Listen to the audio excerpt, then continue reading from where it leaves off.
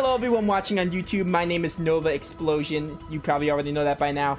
I am not alone for this video. Shocking, I know, I have friends. But I am here with with my boy Wildcat. How's it going, Wildcat? It's going good, Nova. Thanks for having me on the show. For those of you who don't know, I am Nova's Monster Hunter mentor teacher. I'm the one that kind of got him interested in Monster Hunter Rise and have kind of been keeping up with that. It's kind of slacked a little bit because I've just gotten obsessed with Stories 2. But I'm very happy that Nova seems to be enjoying Monster Hunter as a franchise, and I can't wait for him to experience it more. And, you know, kind of as a compensation, there's definitely some games that he's getting me into. So we just decided that we were going to do a group kind of ranking sort of thing of just some of our favorite games from certain consoles over the years. Could not have said it better myself. Yeah, so, you know, me and Wildcat we've been playing a lot of Monster Hunter Rise, as he said. I've recently gotten to the game, and, you know, we've been a really fun game. Love Monster Hunter Rise, and Stories 2. Getting to Stories 2 eventually, I promise. So, yeah. I mean, I know Raptor's almost done, because he's not going to do any PvP, but I'm going to be doing PvP, so I'm going to be playing it for a while. Yeah, Stories 2's on the list. But yeah, anyway, let's get back to the topic.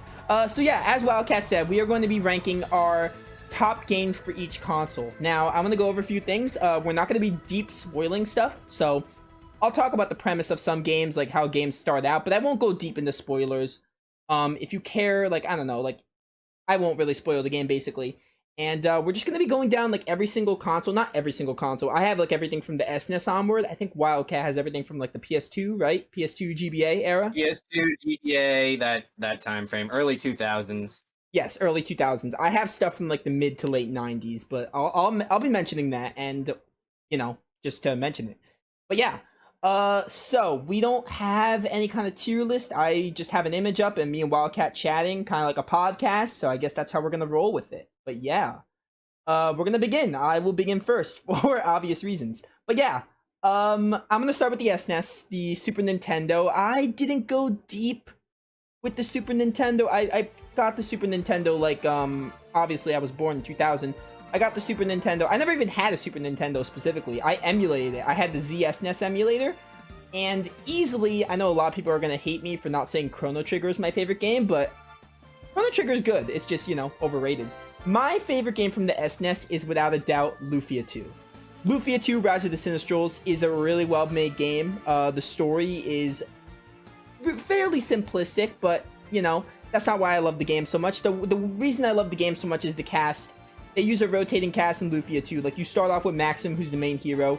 You eventually get your childhood friend, and then so on and so forth. You get every single character. However, this game uses a rotating cast. So, you will have, like, for example, Maxim, Tia, Guy, and who else? Selin. But then eventually, like, characters leave, and you never get them again. So, at the end of the game, you're gonna have a set party. And the way Lufia 2 did some of the character farewells was really well done. There's a specific moment it's so hard to resist. I want to talk about it, but play Lufia 2 for yourself. In fact, I even have a playthrough of Lufia 2, so why don't you watch that playthrough instead? But, yeah, story, fairly simplistic. Characters are phenomenal, for an SNES game especially. Gameplay is also simplistic, but, you know, turn-based, what, you can't go wrong. Also, this game did Pokemon before Pokemon! Whoever could have guessed? Like, this came out, what, 96, 95? I don't know, something like that. But they have capsule monsters, which are basically like Pokemon. But, yeah, so that's pretty neat. And, music's one of the best. So, yeah.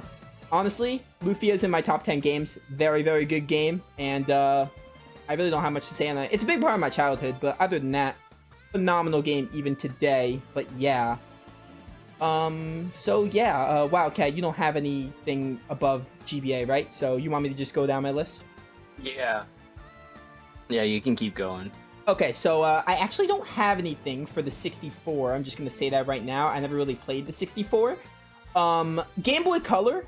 I mean, Game Boy Color, I actually have 2 nominations for Game Boy Color. I have my definitive best game, but I'm going to talk about this honorable mention first. Pokemon Crystal. I would probably consider it a really good Game Boy Color game. And actually, my boy Wildcat's into Pokemon a little bit, so older Pokemon. Pokemon Now is not the same.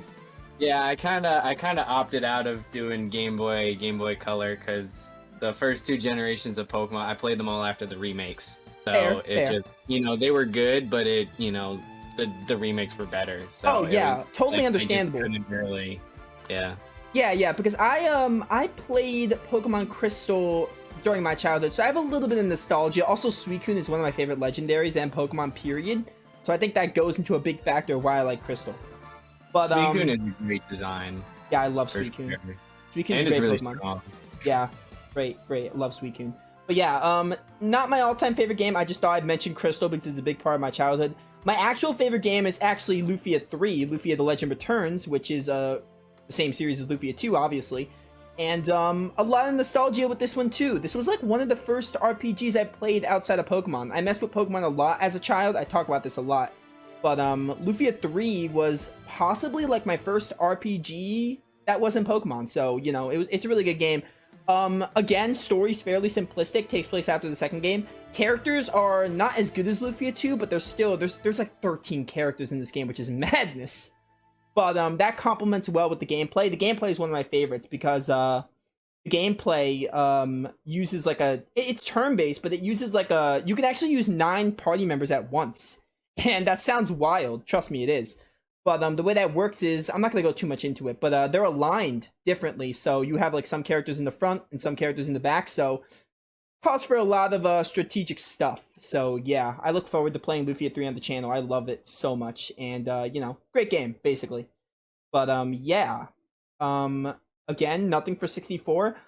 I'm gonna be talking about PS1 really quickly, and then I'm gonna give the stage to Wildcat. He'll start talking about like GBA, PS2, whichever came first. I don't remember.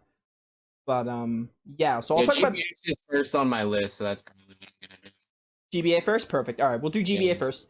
But yeah, I'll talk about PS1 really quick. I have a decent amount to say on PS1, so bear with me. But it really needs to be said.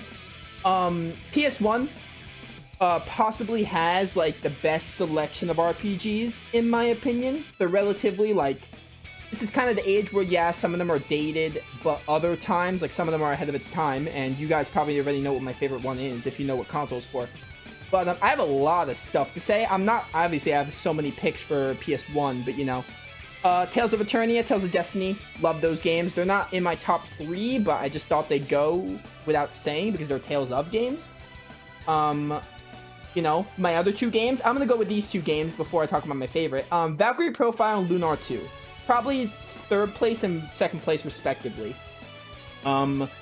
Valkyrie Profile is, I love it. I love Norse mythology. I love the Thor movies and all that. So Norse mythology is one of my favorite mythologies, so that goes into it. And gameplay is really unique. I love it. Really nice spin on turn-based combat. Platforming, really fun. Puzzles, really fun. Story itself is interesting because of Norse mythology. And, the A ending is just beautiful. I love it. And the protagonist, Lenneth, is a great character, basically. So, yeah. Lunar 2, another great game based heavily on Grandia. The Lunar series is really underrated, so I appreciate every chance I get to take to talk about Lunar. But Lunar 2 does Lunar 1 a lot better and does it justice because the characters are better, they have great arcs, story is really well done, really good themes going on in the game. I'm not going to spoil them. And tactical combat was also really fun. Music is also phenomenal. But yeah. Favorite game. You guys all saw this coming. Grandia 1. It's my favorite game of all time. It's on the PS1, so obviously, Grandia 1 takes the cake in the PS1 department. I love Grandia. I'm not going to go too much into this. Go watch my 40 minute something review on Grandia or something like that. Go watch that if you want my full opinions. But I'm just going to say really quickly, story is great. Story itself is fine, but the characters are great. The premise is great. The world building is phenomenal. The gameplay is fun. NPC dialogue actually matters. I should have said that with Lunar 2 because NPC is a big focus, but NPC dialogue is great. Music is great. Just great game all around. So many iconic moments. So, I talk more about that in my 40-minute review, so go watch that. But yeah, I'm going to give the stage to my boy Wildcat. He'll talk about his favorite GBA games. So go ahead, Wildcat. Yeah, so before I get into my list, I'm just gonna make an side note that because I got Nova into Monster Hunter, I will be playing Grandia at some point. I have my eyes on the HD collection on Switch, I'm just kind of waiting for it to go on sale because it is digital only, and I know that it does go on sale from time to time. So I'd like to save a bit of cash. But I do plan on playing Grandia. I did watch the 100% playthrough of Grandia 1 and was definitely interested and surprised by kind of, it seems very ahead of its time for something that came out in like 1997 or 1999. Yeah, So yeah, 99 in North yeah, America.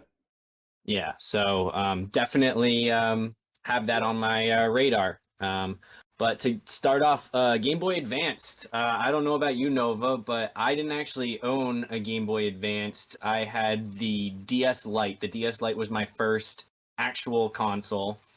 And so, of course, that was one of the older DS models, so it had the Game Boy Advance slot.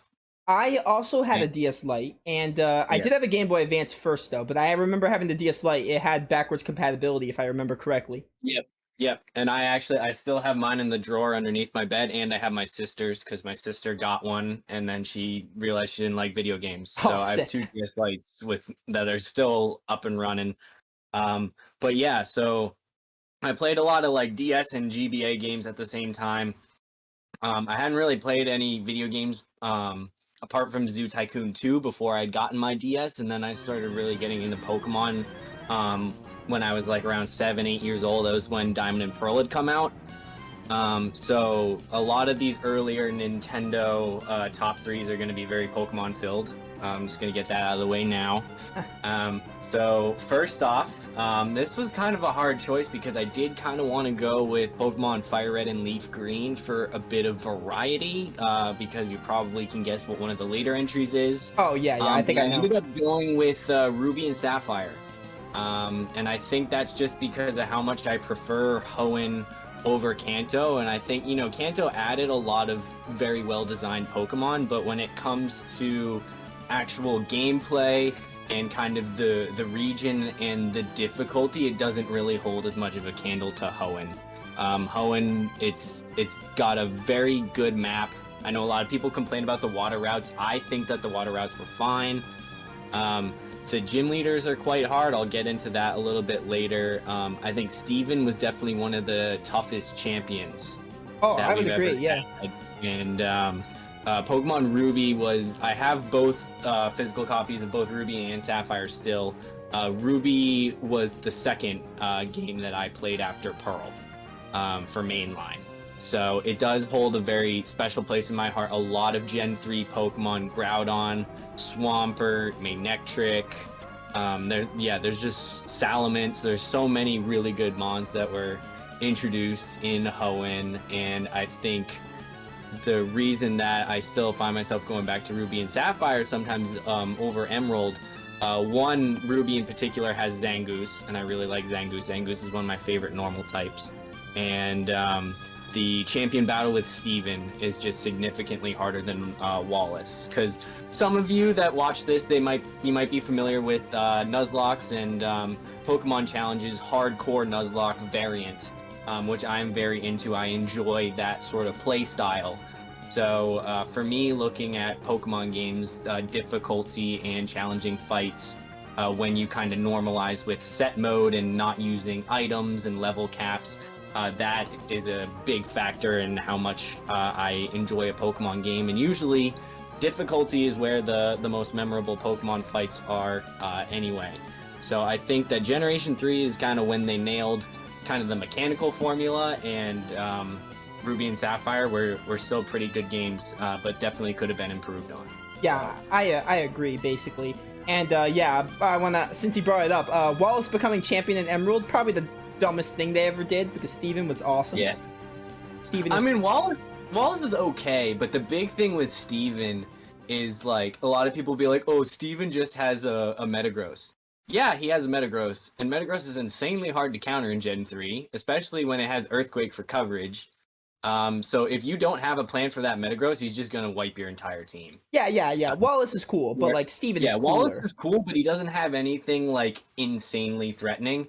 And also, if you're playing through Ruby and Sapphire for the very first time, you have no idea that Metagross is even coming because you haven't seen Beldum, you haven't seen Matang. None of the other trainers have had any of them. That is a good point. I never So considered. Yeah, it's half of to 2/3 of Steven's team can catch you off guard because if you're playing it for the first time, they're just mons that you've never seen. Chances are you didn't get the fossils. You'll see both evolved forms for them. You probably didn't use Baltoy, so Claydol's going to be new. Claydol's not that hard to deal with. He just kind of sets up screens. But for like a lot of Steven's team, if you're going in blind, it's the first time you're going to be seeing a lot of mons. So that can kind of be intimidating. Whereas with Wallace, because he's using water types, and there's so much water type stuff in the late game, you've probably seen most of his entire team already. Yeah. I don't really do Nuzlocke, but I do agree that Ruby and Sapphire are better for the champion. Although Emerald is a phenomenal game. Anyway, Wildcat, anything you want to add? That's it for my third pick. Do you want to do your third pick and then we alternate, or do you want me to just do my whole list? I would probably, yeah, I guess we could do it like that. That could work. Yeah. So GBA, I actually don't have a top 3 ready right now, but I'm just gonna say, I guess I'll say Fire Red and Leaf Green for my third pick because Wildcat already covered this. What happened? Respectable. Oh yeah. Yeah. Okay. So yeah, Ruby and Sapphire, not Ruby and Sapphire, Fire Red and Leaf Green. Great games, a lot of nostalgia. I think they were my first ones actually, so that might be a bit of an impact. And I didn't really like Red, Blue, and Yellow, but Fire Red and Leaf Green did a great job of bringing Kanto to like the Gen 3 start. I loved Fire Red and Leaf Green. Sevi Islands were a ton of fun. They did great, basically. Great remakes, great first remakes for Pokemon. So it really led to a lot of other remakes happening. So I owe them that. Also, I am a bit nostalgic for them. So that's all I have to say on them. It's like if you're gonna play through Kanto, you should play Fire Red and Leaf Green. Oh yeah, definitely don't play the trash that is Let's Go. Yeah, and then even then, it's just like Generation 1 had so many broken mechanics, and this is why I didn't like rank them, but it's just like things like there not being a difference between special attack and special defense. Yeah. Critical hits being based off your speed stat, so like things like Jolteon were just like critting every other turn. It just like wasn't a very well balanced game. It was not at all. This is coming from somebody that's played Blue Kaizo. I did not Nuzlocke it, by the way. I just played it casually. But that really like teaches you all of the kind of broken mechanics that existed in Generation 1, and it's a really good thing that those were fixed in later generations. And so I think that Fire Red and Leaf Green are definitely the definitive way to play through Kanto, even if they are a little bit easier. But I think that's more of just Kanto as a structure, and then they kind of improved on that in later regions and storylines. I agree perfectly. But yeah, Wildcat, you want to go to your number 2? Yeah, number 2 is also Pokemon. This is Pokemon Mystery Dungeon Red and Blue Rescue Team. I do recognize that Blue Rescue Team is on the DS, and that is the one that I did play. However, Red Rescue Team is identical, and it's on the GBA, so I figured that this was a good place to put it. Mystery Dungeon is probably the most famous Pokemon spin-off. I mean, Pokemon Go's probably beat it out, but Mystery Dungeon is definitely the most famous spin-off that's on a proper console. And, you know, it's really the only dungeon crawler that I've ever played, and that's kind of a testament to Pokemon as a brand, but they were good. Yeah, they definitely get challenging at times, especially in the late game. But the story is fantastic, which is something that Pokemon usually lacks. I think the idea of you kind of turning into a Pokemon was really cool, and trying to figure out how to get back to your original self, and just kind of you know, as your journey continues, just different things that pop up. And, you know, I think kind of the personality that they gave to a lot of the different Pokemon-oriented characters and tying in all these different legendaries and stuff was really, really cool. So it's just kind of a game that you can always kind of go back to a little bit whenever you feel like doing something. It's a good thing when you're on a long car, train, or plane ride. So it's definitely something special. I really liked Rescue Team. Fair. I never really got deep into the older Mystery Dungeons. I played Sky, Explosive Sky, and thought it was okay. But yeah, yeah, we'll get to Sky. Oh yeah, okay. I'll leave it for that then. But yeah, anyway, my number 2. I already know my number. Yeah, I think this is number 2. Number 2 is probably Pokemon Emerald. I agree with everything Wildcat said about Ruby and Sapphire having a better having a better champion, but everything else in Emerald is better. And honestly, I even consider, like, I like Oras a good deal, but I definitely think Emerald is the best Hoenn experience. Gen 3. It's a great game. I talked about this in my Pokemon tier list, so again, you guys probably already know how I feel about Emerald, but Emerald does so much to improve on Sapphire and Ruby, and, you know, not having Steven as a champion, you do get to fight Steven, but it's not a champion fight. Yeah, he's in the post game, but you only get to fight him once. Yeah, that's probably the gripe you can't I go have. back. True. That's the only thing. Yeah.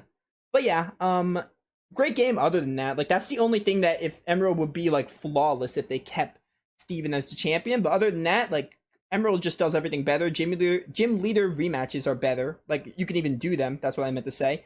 Battle Frontier, never mess with the Battle Frontier too much, but I know that's a pretty fun side distraction to do.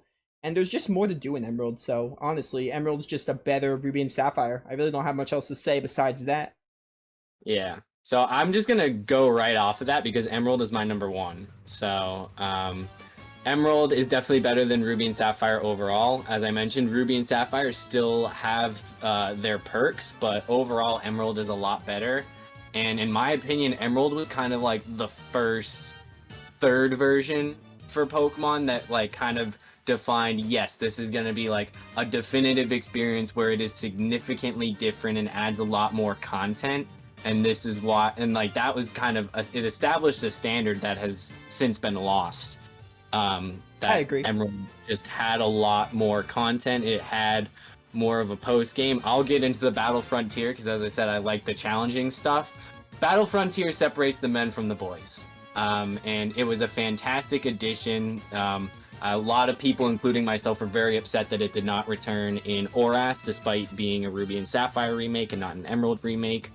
I really like the fact that both Team Aqua and Team Magma are antagonists instead of it being based on only one team with Ruby and Sapphire. Yeah. I think that's a good addition because that's what logically made a lot more sense. And, you know, Team Magma actually having a hideout in a volcano as opposed to out in the sea like they did in Ruby. The biggest confusion of Ruby and Sapphire. Yeah, and then even just like the moving sprite animations was like a nice little quality of life improvement. And then, you know, just kind of changing some things around. Other thing with Emerald in terms of difficulty Nuzlocke wise is it's probably the game with the toughest gym leader fights. At least if you're doing hardcore rules. All of the gym leaders are harder than they were in Ruby and Sapphire, which some of them were already pretty hard in Ruby and Sapphire. I think the only exception is Norman, because he has 2 slacking in Ruby and Sapphire, but Norman's still very hard in Emerald. Tate and Liza's very infamous gym battle with the Xatu and the Claydol spamming Earthquake, and then Juan with the double team rest Kingdra. So there's just a lot of really memorable fights despite the fact that Steven's no longer the champion, and it just adds a lot more content. And yeah, Hoenn was a really good generation, and they kind of nailed the battle mechanics. Sure, the physical special split wasn't around, but everything else was there. They added natures, they added abilities, and so there was just a lot of really good quality of life improvements. And so I hold the Game Boy Advance in high regard because that's kind of when Pokemon really got its formula down for me. I agree, and Emerald would have been number 1, but then I just remembered another game I played was on the GBA, so I was like, yeah, Pokemon's great, but like I definitely like this game more. But yeah, my number 1 GBA is going to be, I have to choose one of these, but I already know which one I'm going to pick. Mega Man 03. I just remembered, as I was talking about Emerald, I just remembered another GBA game was the Mega Man Zero series, because I have the collection on Switch. I know they ported that, but I just remember these games were GBA games. So I was like, yeah, I remember. Our rules, by the way, are obviously based on the game's first platform. So like ports, remasters don't really count unless it's a full-on remake. But anyway, yeah. But yeah, Mega Man 03 specifically, shout out to all the Mega Man Zero games. They're all great, but 03 is my favorite, and mostly because the story is surprisingly deep, and it's easily the longest of the Zero games, so it's very good. I'm a pretty big Mega Man guy. I definitely like Zero more than original Mega Man, but I used to play a lot of original Mega Man, but now I'm much more a fan of the Zero games and even X a little bit. But yeah, Zero 3 is just great. Great combat, the combo potential. Zero 3 really tried to push you with the combos. Have a lot of combo potential. I'm not really good at the game, but I still appreciate the innovation of trying to do combos and all. Bosses were really fun. As I said, story was deep. Music is probably the best in the Zero series, and it's just a really good game, honestly. It's just really fun to play. One of the best platformers alongside Sonic Adventure 2. So, you know, great game. I love it a lot, and I look forward to doing the Zero games. They will be on the channel soon. I'm gonna do Zero 1 probably soon. But yeah, that's all on that game. So next would be PS2, right, Wildcat? PS2, GameCube, I of those two. I don't know which one for this. I've got GameCube first on my list. Let's do GameCube first then. I will let you go with your third place. All right. My third place for GameCube, we're sticking with my themes. It's Pokemon XD Gale of Darkness. Ooh, that's a good one. Which this was kind of a big surprise that we actually kind of got a home console Pokemon game back this early. This was kind of just based on the influence of the Stadium series, having those 3D models on the N64, that we ended up getting a full-on RPG using those assets, which was really, really cool.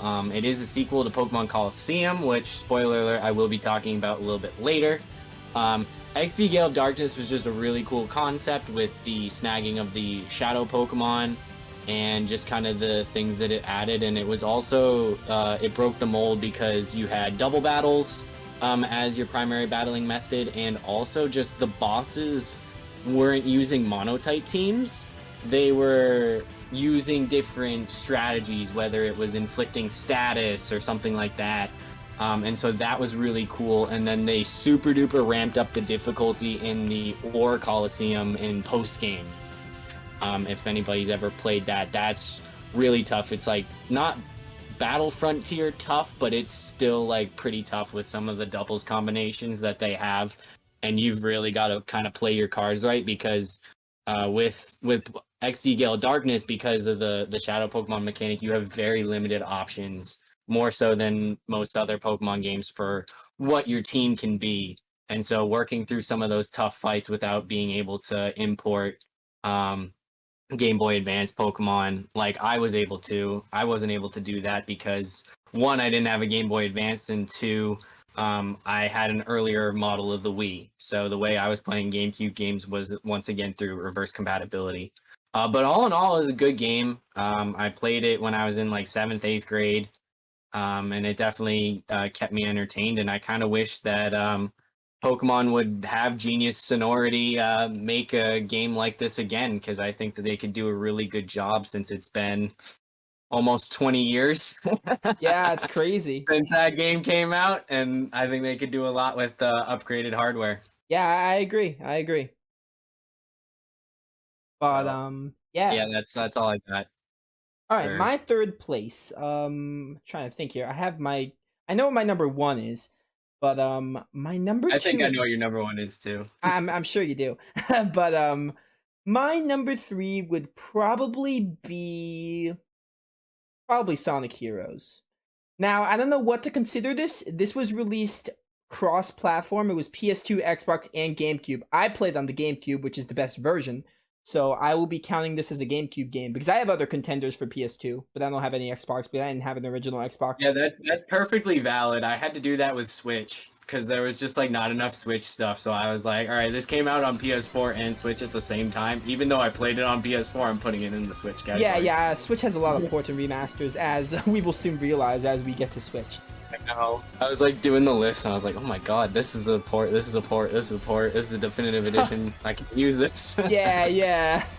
But anyway, Sonic Heroes, great game. I don't think Sonic Heroes gets like hated a lot. Like, it's not like Sonic 06 bad. I know Sonic Heroes definitely doesn't get as much praise as Sonic Adventure 2. It's not as good as Sonic Adventure 2, I'm just gonna say right now. However, it's still a great game. It did a great job with the 3D Sonic formula. The only thing that really bogs Heroes down is the fact that all the stories are the same. Other than that, the game is great. It made great use of the teamwork aspect. It's a bit cheesy with the story, but Sonic has been like, Sonic's all about cheese. You know how it be. Except Sonic Adventure 2, which had a good plot. But anyway, Sonic Heroes, gameplay was overall fun. I love the aspect of teamwork and having different teams. I just wish they gave you different levels and different scenarios with each team, but it'd be that way. But yeah, switching to power, fly, speed, like for different scenarios was really cool. I really liked that. And it kind of blended what Adventure 2 did with the playstyles into one level, which was really cool. So, yeah, soundtrack's also phenomenal, really good.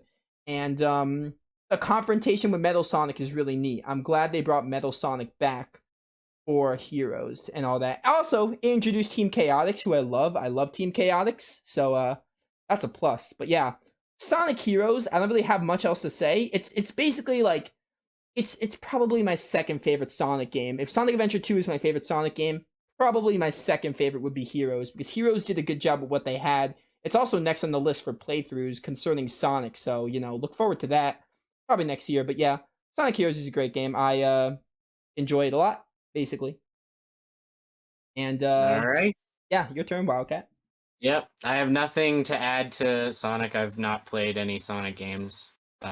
Just never tickled my fancy. Nothing wrong with it, but Fair. just never interested me. Sonic is definitely better in the older stuff. The newer stuff's just like... Yeah, that's what I've heard, is that the older stuff's better. So my number 2, this is a game that I actually don't own physically. I started it emulated via Dolphin on my laptop, but I am looking at getting a physical copy so I can, fully enjoy it, because my laptop's not the best for emulating GameCube games. But it is Tales of Symphonia. I did play a bit of it emulated, and I enjoyed what I saw. I really liked the characters that have been introduced. I think Lloyd is really cool. I'm a big fan of just characters that dual wield weapons. So that's plus in my book with Lloyd. I mean, I'm a big fan of Roxas, which we'll get to later. If we got any anime fans, I really like Inosuke from Demon Slayer.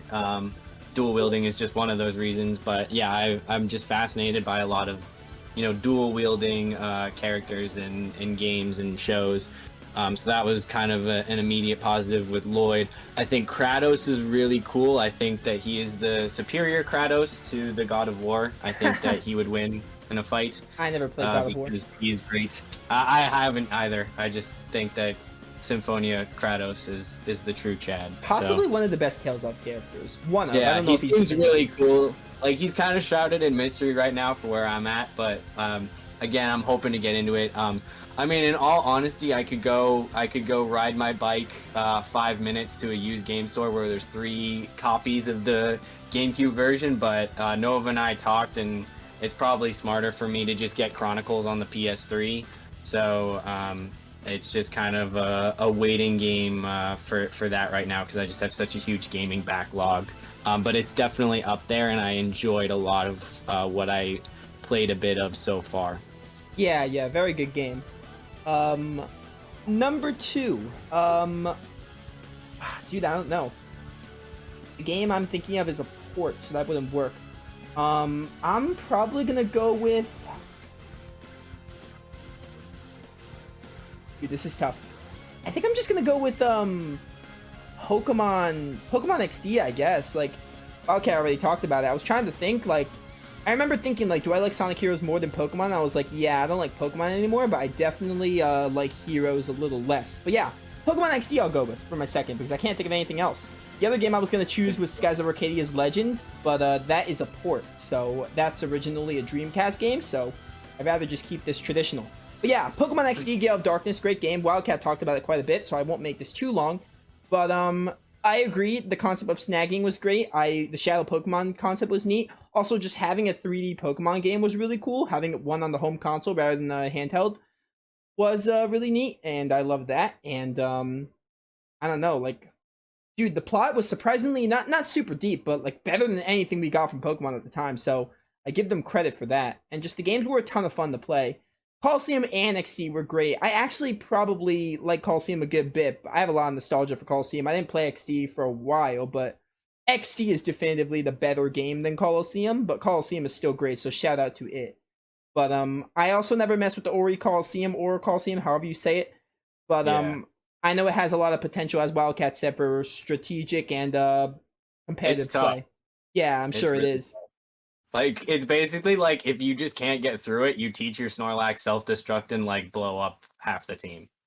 Yeah, Like yeah. every like Yeah, yeah. But I never messed with it much, but it's there, so you can get that challenge and just a great game. I honestly it's like probably the pinnacle of Pokemon for me. Like if I had to choose a favorite Pokemon game, Heart Gold and Soul Silver would probably still be my favorite, but I would consider XD and Coliseum like probably second and third respectively.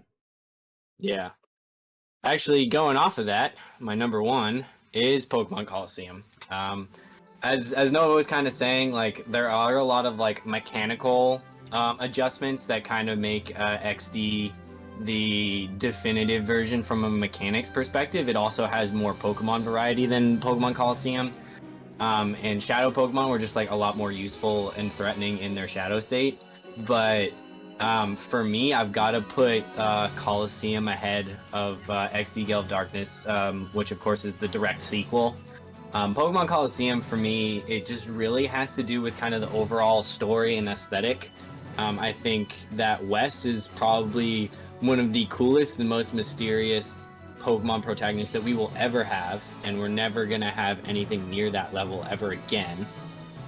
Which was really, really nice.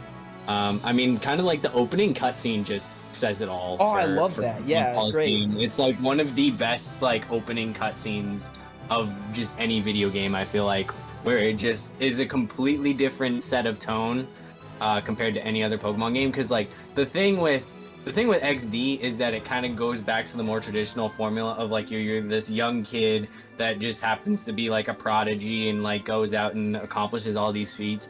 Like in Coliseum, you're like a teenager, young adult. Like you're already an established trainer. They give you Espeon and Umbreon right off the bat, which at the time, very too hard Pokemon to actually obtain. So the fact they gave you both right off the bat was insane. And then even just like I think like the overall attitude and how they portrayed Cypher in Coliseum was better.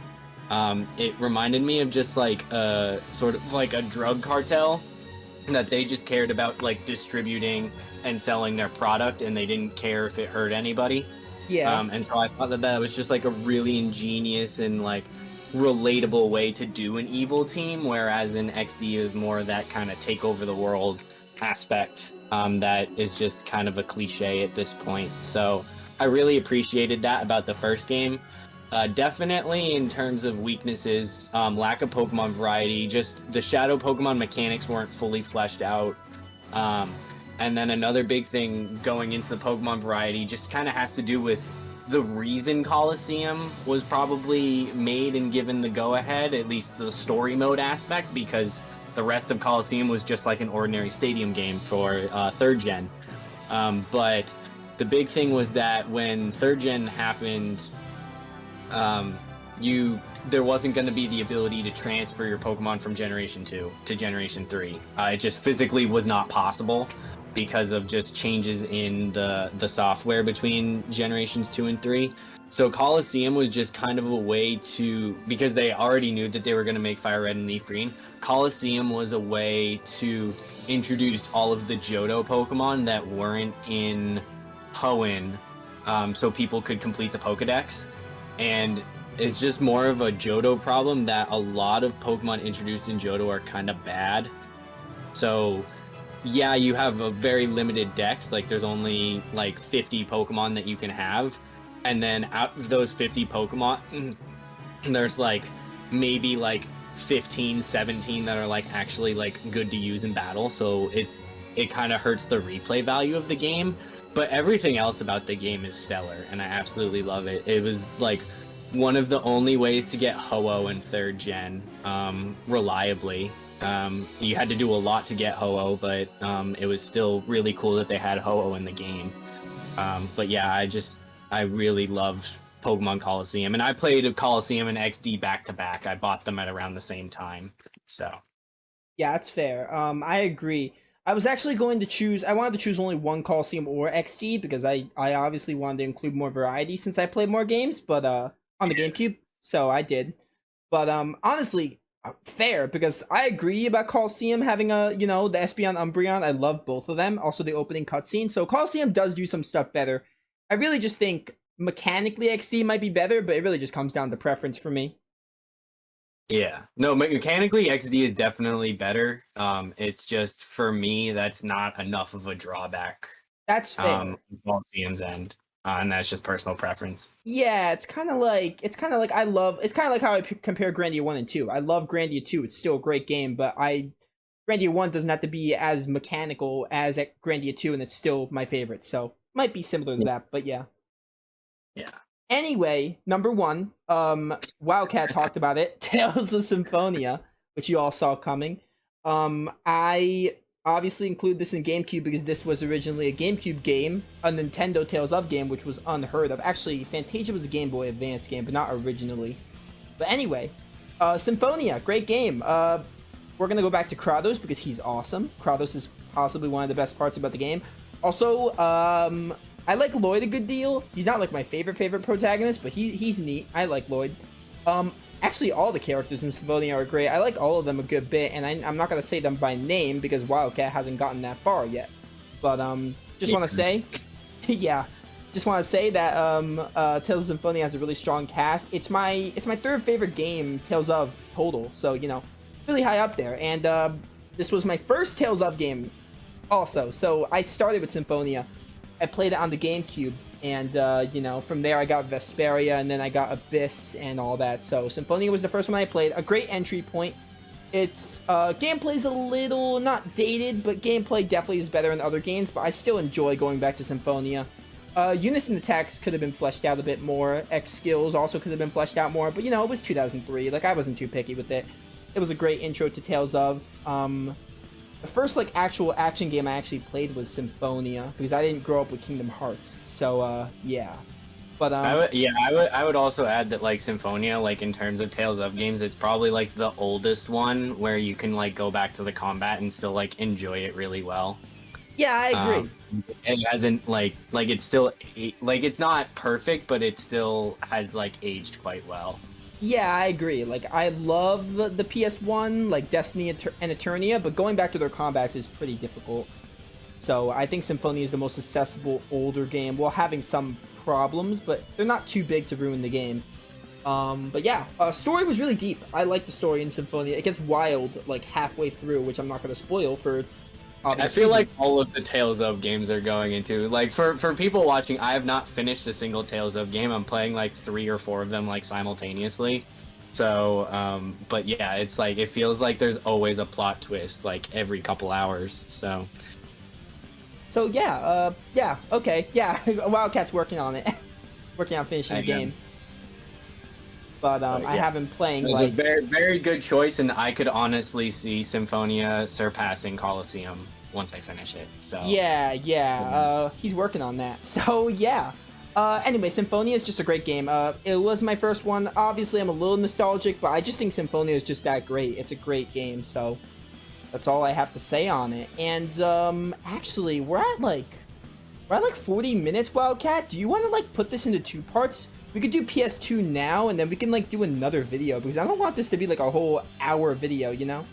Yeah, that's true. I'm just trying to think, because, like, I've got, like, PS2, then there's kind of, like, the DS Wii PS3, so that's, like, a generation, and then it's, like, 3DS, Wii U, PS4, Switch. So do we want to just, like, do every generation as a video, do 3 videos? Yeah, we could. Like, well, we'll do PS2 because we got this far, and then wrap it up, I think, is a good choice. Yeah, like, I don't want this to be longer than an hour.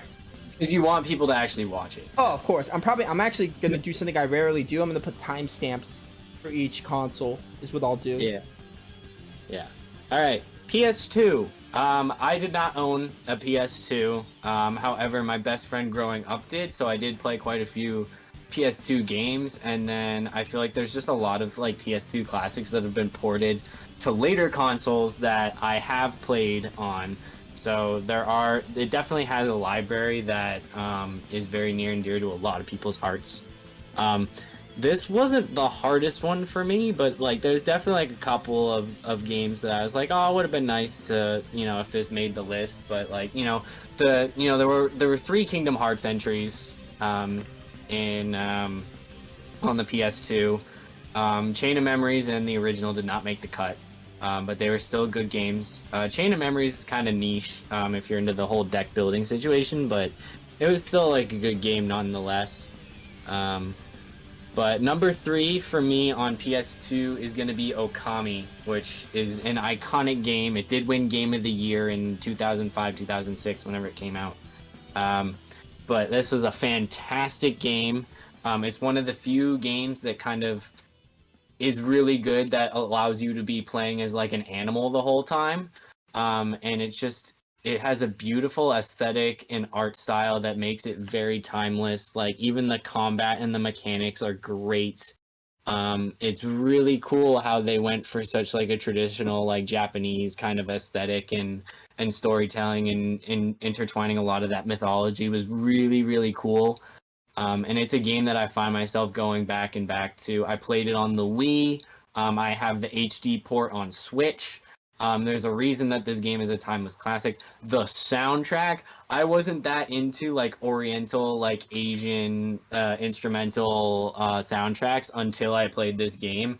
It's got so many really good tracks, like Ushiwaka's Dance is a favorite of mine. The Sun Rises is just one of the most iconic video game soundtracks in history, and I'm honestly kind of shocked that they didn't play The Sun Rises at the Tokyo Olympics. But yeah, Okami is a fantastic game. I recommend it to anybody. Even if you're not huge into video games, it's kind of a game that everybody can get into and appreciate and enjoy. Okay, I never played Okami, but I might have to because that sounds like a game I should check out. Oh yeah, it's Capcom as well, so really good publisher behind it. Gotcha. Yeah, so PS2, a mini story, I'll make this short, I've talked about this before. I bought a PS2, I think it was around 2012, 2013. However, I was an idiot, and I sold it like a year or two later, so, you know, I sold that, so I don't have my PS2. I lost my PS2 a year or two after I got it. However, I do have some games that I did like from it. And there's going to be a lot of me naming a bunch of games. I have my definitive top 3, but there's going to be a lot of games that I just say from that were great, like honorable mentions, if you will. For starters, Persona 4. I'll start with Persona 4. This isn't Golden, so Golden's on the Vita, so this isn't Golden, so not as good as Golden, but Persona 4 base game is still great. The characters are great. I love Persona 4's characters. Probably not as much as the Phantom Thieves, but I do like them.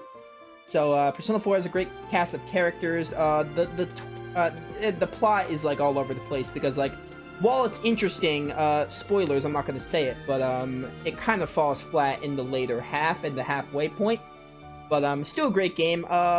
Using Personas is really neat. I just like Persona games now, so Persona 4 would obviously be here. Persona 3, also great. I'm not really a fan of Persona 3 as much as 4 and 5, because Persona 3 has a lot of like things that I don't like not being able to control your members is annoying, and Tartarus gets very repetitive. But Persona 3 is also great, so I'll keep that on the list. Trying to think of what other ones I want to mention.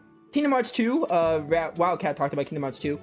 Kingdom Hearts 1, I don't think I would put this high. I did like Kingdom Hearts 1, it's definitely really dated, because I played it later. I didn't play Kingdom Hearts till the later half, so Kingdom Hearts 1's still a neat game. I didn't really fall into the category that like Chain of Memories, so you know, there's that. And Kingdom Hearts 2 would probably be my third favorite game, honestly, for PS2. Thinking about it now, because Kingdom Hearts 2, I played it and it had amazing combat. I loved the combat in Kingdom Hearts 2, and the story was pretty good. Definitely a lot better than the first game. They did really well with that. Organization 13 is a great group, a great mysterious group. I enjoyed seeing them in action. The choice of worlds was really cool for Kingdom Hearts. Just lots of stuff in Kingdom Hearts 2 that I loved, and mostly the combat was just fun. I remember I recently played Kingdom Hearts 2 for the first time, but it was still a fun game to go back and do on my PS4, despite it being a PS2 game. So, you know, it was a really good game, and I didn't feel it dated in any aspect. And the highlight is easily fighting the data organization. That's great. I love fighting the data organization. It was a great ton of fun. But yeah, Kingdom Hearts 2 is a great game. Another game I'm going to shout out really quickly before I go, because I'm not going to give shout outs when I'm in number 2, but Star Ocean 3 is also up there for a great PS2 game. Star Ocean 3's plot is a little but the gameplay is really good and the characters are okay. The futuristic setting is neat, and I kind of wish it didn't spend so much time on L-Core 2, but Star Ocean 3 is another great game, probably my favorite Star Ocean game, so yeah. I'm going to give it to Wildcat. He'll talk about number 2. Yep. No, it's good to hear you have Kingdom Hearts 2 in that top 3 list. Kingdom Hearts 2 is a great game. It is not my number 2, though. My number 2 is actually a game that, again, I'm still kind of playing through.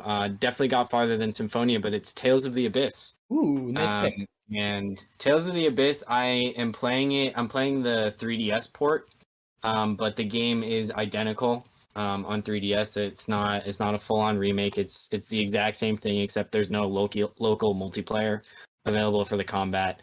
So it's going to count for PS2.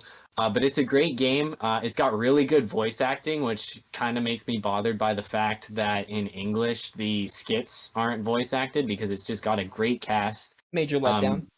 Yeah, having Yuri Lowenthal and Johnny Young Bosch as like the 2 male leads was a really great casting decision. The conflict so far is kind of interesting, and I'm really a huge fan of a lot of the characters. I think Guy is definitely my favorite right now. He's the one that I mostly play as. Jade is also really cool. Tyr is one of the best Tales of waifus for sure. Tyr's up there. I like Tyr. Yeah, Tyr's really good. And then like Luke, I see that there's a lot of potential. He's still kind of a spoiled brat right now, but I think that as I progress with the game more and more, I'm like 12, 13 hours in. And I think that as I progress more, I'm gonna figure out Luke more, and he's gonna have some serious character development, and he'll become more likable from my perspective. But they're all great. Annis is kind of annoying, and then I don't like Natalia because she bullies Guy, and if you bully Guy, then that's not okay, because Guy is my spirit animal. But really good cast of characters. It's a Tales of game. Combat is really good. It's very similar to Vesperia, which is the first Tales of game that I played. So it wasn't too hard to get into because it's almost identical. But yeah, no, I mean, it's a fantastic game, and I look forward to finishing it. Yeah, great points. I'm going to talk about Tales of the Abyss for a bit, because it's not my number 2 or 1, surprisingly. I do like Abyss. It has been a while since I played it. I only played it the 1.5 times, because I NG plussed it way back when, but I never finished it. So I played it way back then when I had my PS2. But Tales of the Abyss is good. I do like it. I don't like it as much as Symphonia, but I think that really just falls down to 2 things, really. One, not remembering it enough, and also just the fact that I just love Symphonia, and, you know. But I agree, the characters are great, except Annis. I don't like Annis at all. Natalia, she's alright. I don't dislike her, but she'd probably be my second least favorite if I had to think about it. Everyone else is just so good. But yeah. But gameplay was also good, you know. I definitely feel like gameplay, after playing, like, other Tales of games, I don't really remember much about Abyss's gameplay that would, like, FOFs are cool, but, like, I can't really think of anything about Abyss's gameplay that really grips me as much. Like, if Vesperia has Overlimit, Graces F has Excel and Elith Burst, I can't really think of anything about Abyss that just strikes me. But Abyss does have the Overlimit. It does have the Overlimit. Yeah, I remember that. I don't think it has Mystic Arts, but it does have Overlimit. Oh, it does have Mystic Arts. I'm just going to say that right now. Okay. Yeah, because I haven't gotten that far then. Yeah, Symphonia had Mystic Arts for the first 3 characters, so Abyss has all Mystic Arts for everyone, which is a good change. But, not to say the combat's bad in Abyss, I'm just comparing it to other Tales of games, going back to it. Can't really think of, like, anything that grips me about it, but still, I look forward to replaying it for the channel, because I do like Abyss a good deal. And the plot I remember being interesting, but not going to say much more of that since Wildcat hasn't played much of it. So yeah. My number 2 is I think my number 2 would probably be Dragon Quest VIII. I recently played Dragon Quest VIII. I played the 3DS remake or report. It was not a remake, it was a port. I played the 3DS port of Dragon Quest VIII, and I hadn't played it in like 6 years before that, and I found it really enjoyable. Dragon Quest VIII was the first 3D Dragon Quest game, which was a great transition, and the world's beautiful. It also has Best Girl Jessica, which what more can you ask for? The 3DS remake even added the option to marry her, which was great. I loved that addition, so that was definitely neat. And it's just a great game. Like, it's a great predecessor to 11, Dragon Quest 11, which wasn't the other 3D Dragon Quest game, since 9 wasn't kind of 3D, it was for the DS, but 8 and 11 are both two great Dragon Quest games, and 8 was, the PS2 version doesn't have all the quality of life stuff that 3DS has, but it still was a fun game when I played it, and I enjoyed playing it for the channel again. It was just a ton of fun, so yeah, I don't really have much to say on it. It's Dragon Quest, like, it's similar to 11. 11 is easily better, but 8 is easily my second favorite Dragon Quest game. So, yeah, that'd be my number 2. And, Wildcat, you can do your number 2, right? Number 1. Oh, number 1, you did number 2. Yep. I lost track. Number 1 is Kingdom Hearts 2 for me. That was Kingdom Hearts 1 and Kingdom Hearts 2 were the two PS2 games that I played a lot on my friend's PS2 growing up. So even though I didn't have a PS2, those games were very near and dear to my heart. The big thing is just that Kingdom Hearts 1, combat and exploration-wise, did not age well, whereas Kingdom Hearts 2, as Nova said, has aged very, very well. I think, in general, I think across the community, it's pretty unanimous that Kingdom Hearts 2 is still the best Kingdom Hearts game, even though it came out in like 2006. So, really good game, really good choice of Disney worlds. I really like how they changed the combat with having the kind of the reaction commands, or triangle to win, as we would call it. But really good. I really liked it introduced Roxas, who is, you know, of course, a fan favorite of mine. Really fleshed out the organization members more from Chain of Memories, and of course a lot of people didn't play Chain of Memories. The game starts off pretty slow, like the tutorial's like 2 to 3 hours long. Yeah, I remember that being my complaint. But and that's the complaint with everybody. But once the game gets going, it gets going, and it's good. Obviously, I can't talk about this game without not talking about the Pride Lands area and having Sora turn into a lion and you gaining an entirely different kind of move set and learn set. That was just awesome. I love those controls more than Sora's normal form. So I really, sometimes if I just needed to grind levels, I would just go to the Pride Lands simply so I could run around like that, and it was great. Big fan of spiky haired lion boys, which we'll get to next time when we talk about PS4. But yeah, no, it's a fantastic game. Disney plus Final Fantasy, it really draws you in as a kid, and that's why it's been very popular with people, because people got into it at a young age, and it's kind of stuck with us. Story's confusing as all heck, but yeah.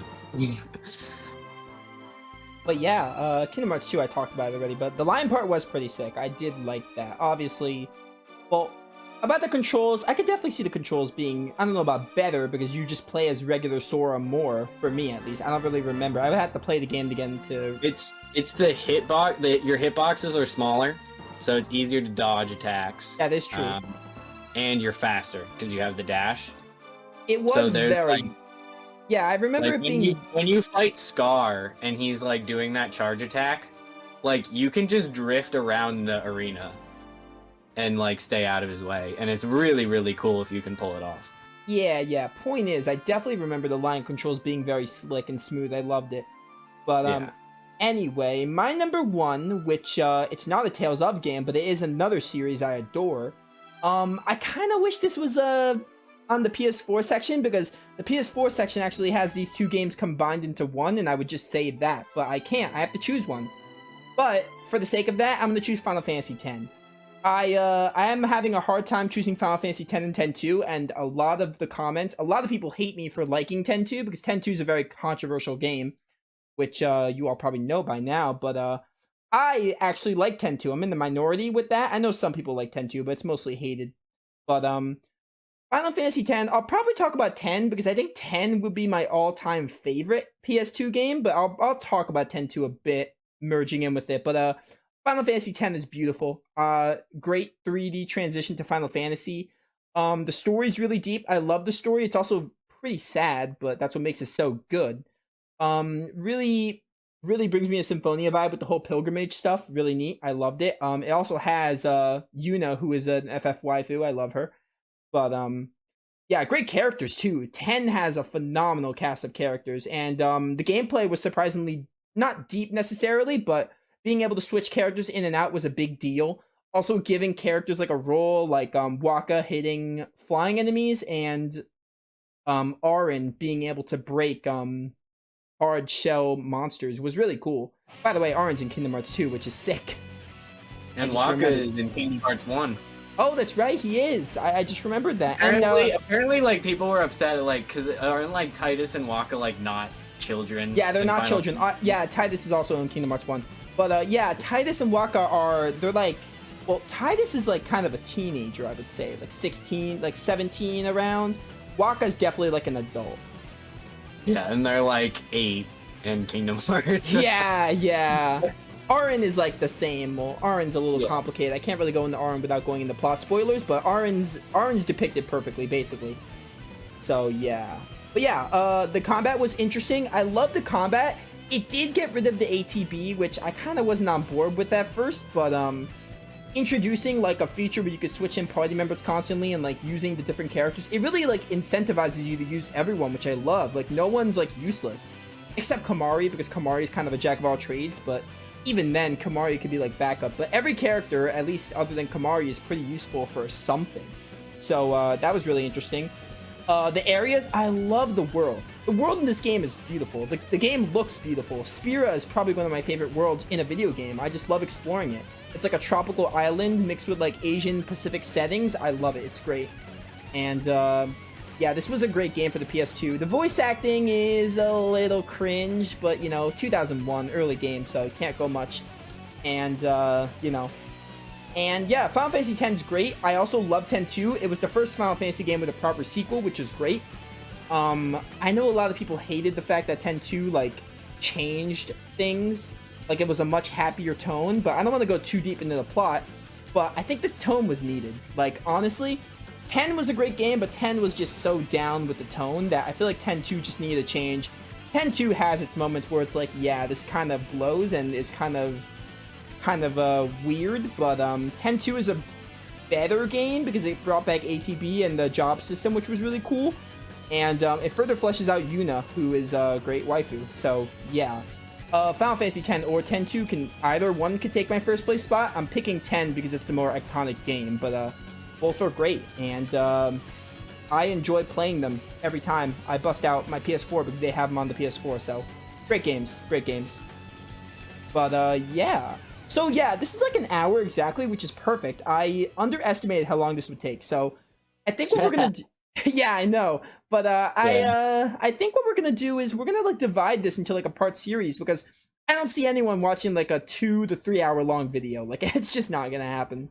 No. Absolutely not. Yeah. I mean, like, and the other thing too is it's like, yeah, like we only have like 6 or so consoles left, but also like they're newer consoles, so we're probably going to be going into even more detail when we give our justifications. So yeah, true. It probably is going to be like a 3-parter. Yeah, I could see it being a 3-parter, which I'm fine with. But yeah, hour-long videos is perfect. This is like the same length as my Tales Up tier list. It's perfect. But yeah. Very first collab, and I'm glad I was able to do a collab with one of my friends, so that was really fun, and I look forward to doing more collabs. So we're obviously going to continue this series first. Once we finish the consoles, we'll probably move on to other tier lists together, like Pokemon designs, or we'll probably do some Monster Hunter stuff if I play more of the games, maybe Kingdom Hearts, anything we both like. We need to get you to beat Magnum Hollow first. Yeah, true. We're trying to do that on our free time, but yeah. I'm gonna end the video here, so we'll see you guys next time for the next part, which will cover, I don't know, like starting with DS probably, and we'll work our way up, unless Wildcat has an original Xbox game. I doubt it, right? No. Okay, perfect. Yeah, I never owned the original Xbox, so we'll just dive right into DS when we come back next time. But yeah, I hope you guys all enjoyed this, and I will see you all next time. Yep. Stay classy.